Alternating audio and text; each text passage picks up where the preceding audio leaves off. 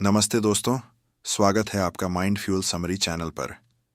आज हम जिस अद्भुत किताब का सार आपके साथ साझा करने जा रहे हैं वह है living with the Himalayan masters, जिसे लिखा है महान योगी स्वामी राम ने।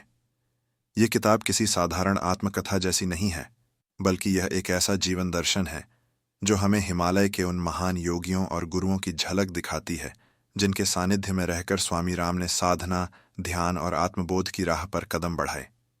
स्वामी राम का जीवन हमें यह सिखाता है कि असली आध्यात्मिकता किताबों, सिद्धांतों और उपदेशों से नहीं आती, बल्कि गुरु के जीवंत अनुभवों से आती है।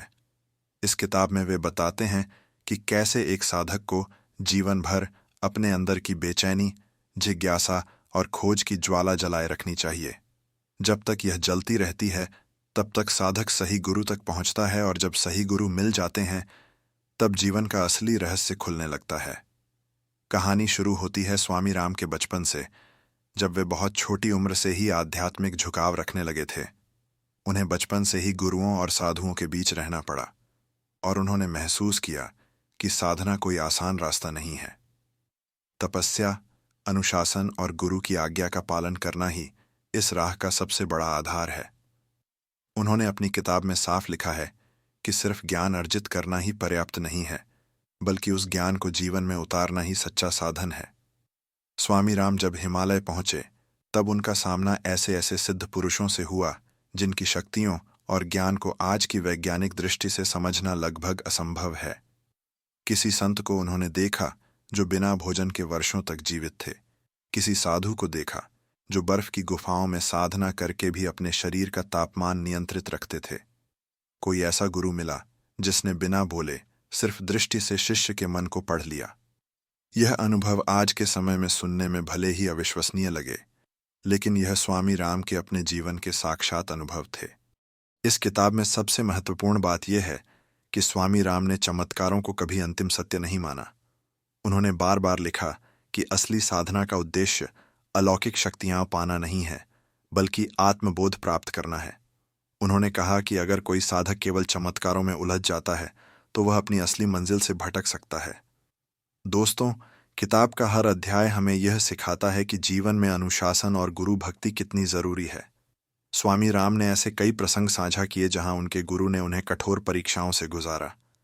कभी उन्हें हफ्तों तक मौन रहना पड़ा, कभी बर्फ में ध्यान लगाना पड़ा, कभी भूख और प्यास को सहना पड़ा। इन परीक्षाओं का उद्देश्य केवल उनकी सहनशीलता नहीं था, बल्कि उनके अहंकार को तोड़ना था, क्योंकि जब तक साधक का अहंकार जीवित रहता है, तब तक वह आत्मज्ञान के मार्ग पर आगे नहीं बढ़ सकता।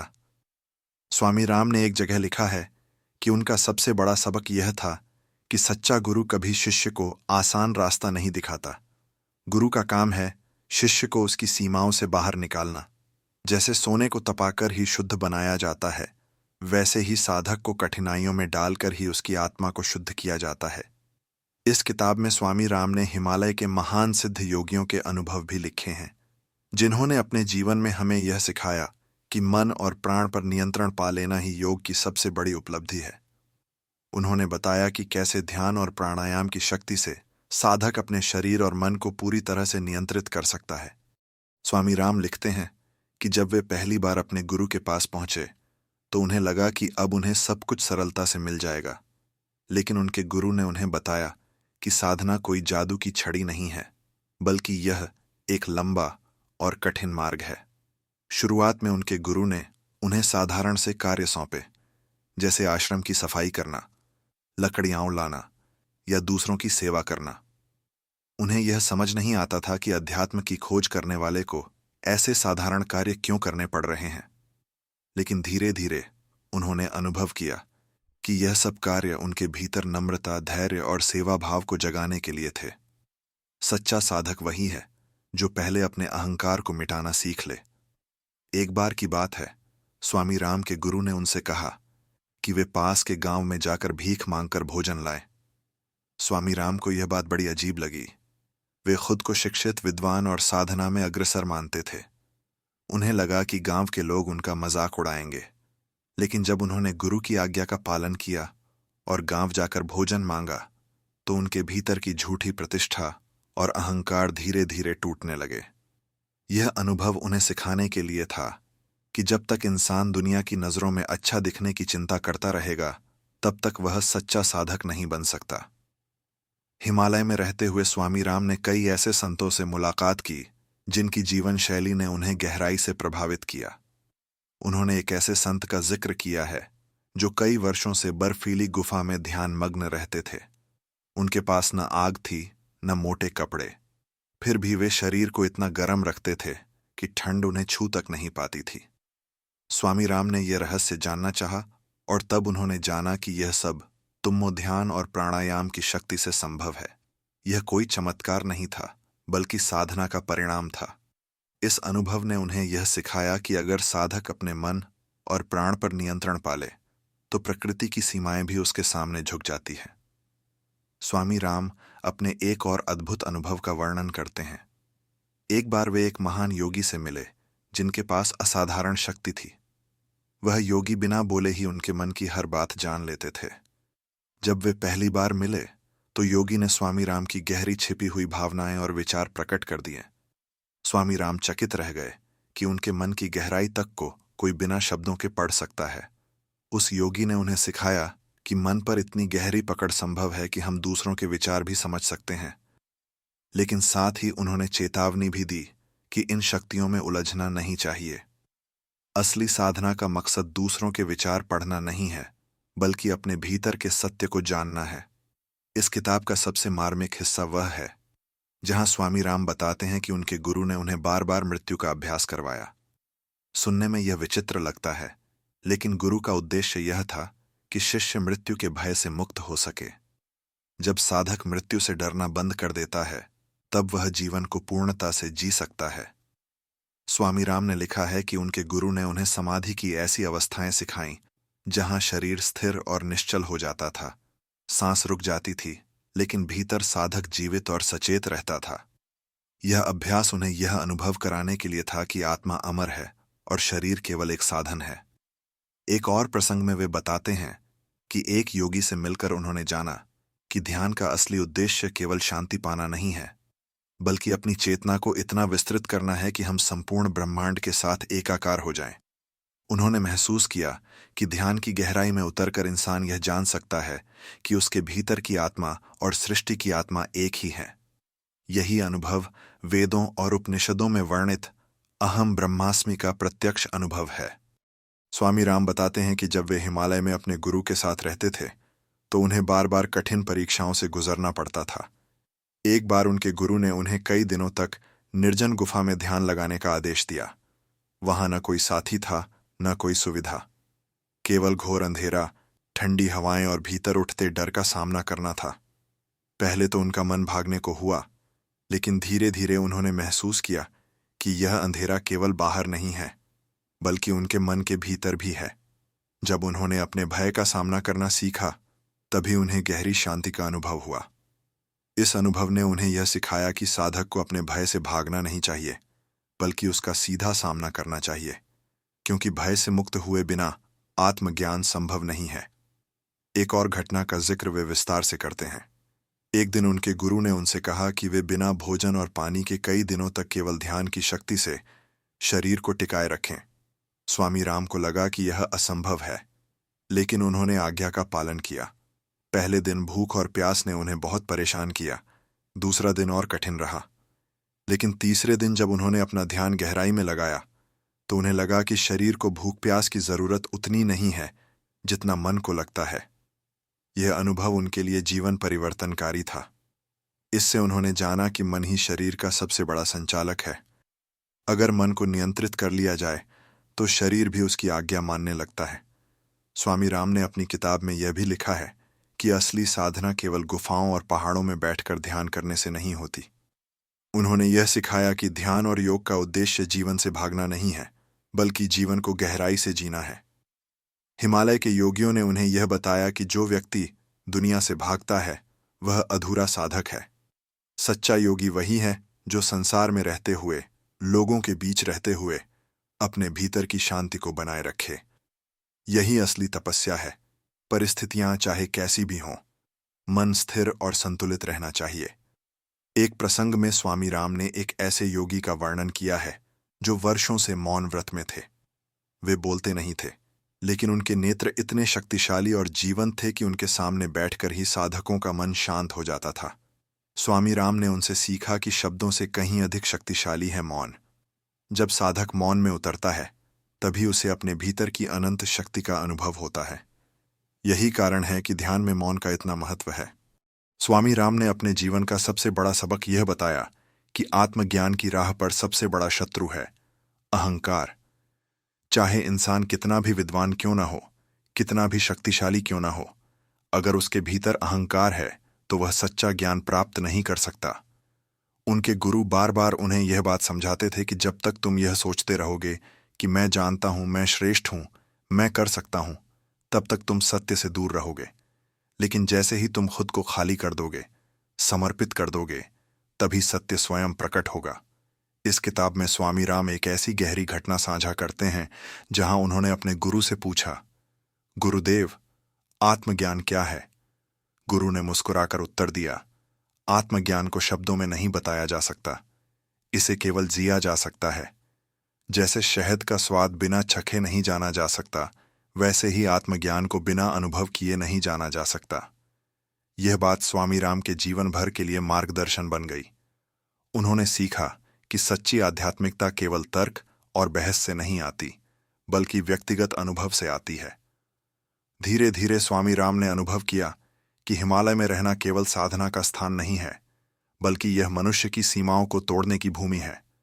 वहां रहकर उन्होंने जाना कि इंसान केवल शरीर नहीं है, केवल विचार नहीं है, बल्कि वह एक अनंत आत्मा है। जब साधक इस सत्य को पहचान लेता है, तब उसके भीतर असीम साहस, शांति और करुणा का उदय होता है। स्वामी राम बताते हैं कि उनके गुरु का सबसे बड़ा संदेश यह था कि आत्मा अमर है। शरीर आता और जाता है, लेकिन आत्मा कभी नष्ट नहीं होती। इस सत्य को केवल सुन लेना ही पर्याप्त नहीं था, बल्कि उसे प्रत्यक्ष अनुभव करना जरूरी था। इसी कारण उनके गुरु ने उन्हें समाधि की साधना में प्रविष्ट कराया। समाधि का अभ्यास साधारण ध्यान से बहुत अलग होता है। इसमें साधक धीरे धीरे अपने शरीर और मन की सीमाओं से ऊपर उठकर केवल चेतना के रूप में विद्यमान हो जाता है। एक बार उनके गुरु ने उनसे कहा, आज तुम मृत्यु का अभ्यास करोगे। ये सुनकर स्वामी राम चौंक गए। उन्हें समझ नहीं आया कि मृत्यु का अभ्यास कैसे किया जा सकता है, लेकिन गुरु ने उन्हें विशेष प्राणायाम और ध्यान की विधि दी। उन्होंने सांस को धीरे धीरे रोकना सीखा, शरीर को निश्चल करना सीखा और मन को इतना शांत कर लिया कि कुछ क्षणों के लिए वे स्वयं को शरीर से अलग अनुभव करने लगे। उस अवस्था में उन्होंने देखा कि वे शरीर नहीं हैं, बल्कि वे एक प्रकाशमय चेतना है जो शरीर को केवल एक उपकरण की तरह उपयोग कर रही है। इस अनुभव ने उनके भीतर से मृत्यु का भय हमेशा के लिए मिटा दिया। एक और प्रसंग में स्वामी राम ने लिखा है कि उनके गुरु ने उन्हें प्राण की शक्ति सिखाई। प्राण केवल सांस नहीं है, बल्कि जीवन की मूल ऊर्जा है। उन्होंने सीखा कि अगर साधक प्राण पर नियंत्रण पाले, तो वह न केवल अपने शरीर को, बल्कि अपने मन को भी नियंत्रित कर सकता है। यही कारण है कि हिमालय के योगी कई दिनों तक बिना भोजन और पानी के रह पाते हैं, या ठंडी बर्फ में भी गर्मी महसूस कर पाते हैं। यह सब चमत्कार नहीं है, बल्कि प्राण के गहरे अभ्यास का परिणाम है। स्वामी राम ने एक महान योगी का जिक्र किया है, जिनसे उन्होंने जाना कि समाधि केवल व्यक्तिगत अनुभव नहीं है, बल्कि यह सृष्टि से जुड़ने का द्वार है। उस योगी ने उन्हें कहा, जब तुम ध्यान की गहराई में उतरते हो, तब तुम्हें यह अनुभव होता है कि पूरा ब्रह्मांड तुम्हारे भीतर है। तुम न तो सीमित हो, न अलग हो, तुम वही हो जो यह सृष्टि है। इस अनुभव को स्वामी राम ने अपने जीवन का सबसे पवित्र क्षण बताया। इस किताब में एक और गहन शिक्षा सामने आती है, करुणा की शक्ति। स्वामी राम के गुरु ने उन्हें सिखाया कि चाहे तुम कितने भी ऊंचे योगी क्यों न बन जाओ, अगर तुम्हारे भीतर करुणा नहीं है तो तुम्हारी साधना अधूरी है। योग का अंतिम लक्ष्य केवल आत्मज्ञान पाना नहीं है, बल्कि दूसरों के दुख को समझना और उनकी सेवा करना भी है। उन्होंने महसूस किया कि असली योगी वही है जो दुनिया से भागता नहीं, बल्कि दुनिया में रहकर सबके लिए प्रकाश और शांति का स्रोत बनता है। स्वामी राम ने यह भी अनुभव किया कि सच्चा गुरु केवल उपदेश नहीं देता, बल्कि शिष्य के जीवन को भीतर से बदल देता है। कई बार उनके गुरु ने बिना शब्द कहे ही उन्हें गहरे सबक दिए। एक बार वे अपने गुरु के साथ बैठे थे और अचानक उन्हें लगा कि उनका मन पूरी तरह शांत हो गया है। बाद में उन्होंने जाना कि गुरु की उपस्थिति मात्र ही शिष्य के मन को परिवर्तित कर देती है। यही गुरु शक्ति है जो शब्दों से परे है। स्वामी राम बार बार कहते हैं कि अगर तुम सच्चे साधक हो तो गुरु की तलाश अवश्य करो। किताबों और सिद्धांतों से केवल सीमित ज्ञान मिलेगा, लेकिन जीवित गुरु तुम्हें प्रत्यक्ष अनुभव देंगे। गुरु वही है जो तुम्हारे भीतर के सत्य को जागृत कर दे। हिमालय के इन अनुभवों ने स्वामी राम को यह सिखाया कि जीवन केवल सांसारिक सफलता पाने का साधन नहीं है, बल्कि यह आत्मा के विकास की यात्रा है। उन्होंने जाना कि अगर इंसान अपने भीतर की चेतना को जागृत कर ले तो उसके लिए कुछ भी असंभव नहीं रहता। स्वामी राम कहते हैं कि हिमालय की गुफाओं और बर्फीली चोटियों पर साधना करने वाले योगियों के अनुभव केवल योगियों तक सीमित नहीं हैं। उनका वास्तविक उद्देश्य यही है कि हम सब सामान्य लोग भी अपने जीवन में शांति, संतुलन और आत्मबोध का अनुभव कर सकें। वे बताते हैं कि हर इंसान के भीतर अनंत शक्ति छिपी हुई है, लेकिन वह शक्ति केवल तब प्रकट होती है जब इंसान अपने मन पर नियंत्रण करना सीख लेता है। उन्होंने लिखा है कि आज के मनुष्य की सबसे बड़ी समस्या है मन का असंतुलन। हम सब बाहर की दुनिया को नियंत्रित करना चाहते हैं, लेकिन अपने ही मन को नियंत्रित करना नहीं जानते। मन चंचल है, इधर उधर दौड़ता रहता है। इसी कारण जीवन में दुख, भय और चिंता बनी रहती है। हिमालय के गुरुओं ने उन्हें यही सिखाया कि जब इंसान मन को साध लेता है तभी सच्ची स्वतंत्रता का अनुभव होता है। स्वामी राम ने यह भी स्पष्ट किया कि योग और ध्यान का अभ्यास केवल साधुओं या सन्यासियों के लिए नहीं है, यह हर इंसान के लिए है, चाहे वह विद्यार्थी हो, गृहस्थ हो, व्यवसायी हो या कोई भी। ध्यान का अभ्यास करके इंसान तनाव से मुक्त हो सकता है, अपने भीतर की रचनात्मकता को बढ़ा सकता है और जीवन को गहराई से जी सकता है। वे कहते हैं कि अगर तुम हर दिन कुछ मिनट भी मौन में बैठकर अपने भीतर की आवाज़ सुनो तो तुम्हारे जीवन की दिशा बदल सकती है। किताब में वे सेवा और प्रेम की भी बड़ी महिमा बताते हैं। उनके गुरु ने उन्हें सिखाया था कि अगर तुम्हारे भीतर दूसरों के लिए करुणा नहीं है तो तुम्हारी साधना अधूरी है। चाहे तुम कितने भी मंत्र जप लो, चाहे कितने भी कठिन योगासन कर लो, अगर तुम दूसरों के दुख को नहीं समझते तो तुम योग की आत्मा को नहीं समझ पाए। स्वामी राम कहते हैं कि आत्मज्ञान की सबसे बड़ी कसौटी यही है कि तुम्हारे भीतर करुणा कितनी है। स्वामी राम हमें एक और गहरी सीख देते हैं, साधना में निरंतरता का महत्व। वे कहते हैं कि ध्यान और योग कोई जादुई छड़ी नहीं है जिसे आज किया और कल परिणाम मिल गया। यह एक लंबी यात्रा है। जैसे किसान खेत में बीज बोता है, उसे पानी देता है, धूप और छांव सहता है और धैर्य रखता है, वैसे ही साधक को भी धैर्य रखना पड़ता है। धीरे धीरे भीतर का बीज अंकुरित होता है और एक दिन साधक को आत्मज्ञान का फल मिलता है। किताब के अंतिम हिस्सों में स्वामी राम यह स्वीकार करते हैं कि हिमालय के महान योगियों और अपने गुरु से मिली शिक्षाएं केवल उनके लिए नहीं थीं, बल्कि पूरी मानवता के लिए थीं। वे कहते हैं कि अगर हम सब इन सिद्धांतों को अपने जीवन में उतार लें, जैसे अहंकार छोड़ना, मन को नियंत्रित करना, करुणा रखना, ध्यान करना और गुरु का मार्गदर्शन स्वीकार करना, तो हमारा जीवन भी गहराई से बदल सकता है। उनका संदेश बहुत सरल है, अपने भीतर झांको, बाहर मत ढूंढो। जो सत्य, जो ईश्वर, जो शांति तुम बाहर खोज रहे हो, वह सब तुम्हारे भीतर ही है। हिमालय के गुरु केवल हमें यह याद दिलाने आए हैं कि हमारी आत्मा अनंत और अजेय है। स्वामी राम की यह किताब केवल घटनाओं का संग्रह नहीं है, बल्कि यह एक मार्गदर्शन है। यह हमें दिखाती है कि इंसान चाहे किसी भी परिस्थिति में क्यों ना हो, अगर वह आत्मिक शक्ति को जगाना सीख ले तो वह हर समस्या पर विजय पा सकता है। दोस्तों, स्वामी राम की किताब living with the Himalayan masters हमें यह सिखाती है कि असली आध्यात्मिकता किसी चमत्कार, किसी दिखावे या किसी विशेष चिन्ह में नहीं है। यह हमारे भीतर की साधना, अनुशासन और आत्मा से जुड़ाव में है। हिमालय के महान योगियों ने जो जीवन जिया वह कोई कल्पना नहीं है। वे जीवित उदाहरण थे कि इंसान अगर अपने मन और प्राण को साध ले तो वह प्रकृति की हर सीमा को पार कर सकता है। इस किताब का असली संदेश यही है कि चाहे तुम साधक हो या सामान्य इंसान, तुम्हारे भीतर अनंत संभावनाएं हैं। तुम सोचते हो कि तुम केवल एक साधारण व्यक्ति हो, लेकिन सच यह है कि तुम्हारे भीतर वही शक्ति है जो हिमालय के योगियों में थी। फर्क सिर्फ इतना है कि उन्होंने अपने भीतर की शक्ति को जगाना सीख लिया और हम अभी तक उसे सोए रहने दे रहे हैं। अगर तुम अपने जीवन में शांति चाहते हो तो ध्यान करना शुरू करो। अगर तुम भय से मुक्त होना चाहते हो तो अपने भीतर की आत्मा को पहचानो। अगर तुम दूसरों की नज़रों में महान बनना चाहते हो तो पहले अपने अहंकार को छोड़ो। और अगर तुम सच्ची सफलता चाहते हो तो अपने जीवन में सेवा और करुणा को शामिल करो।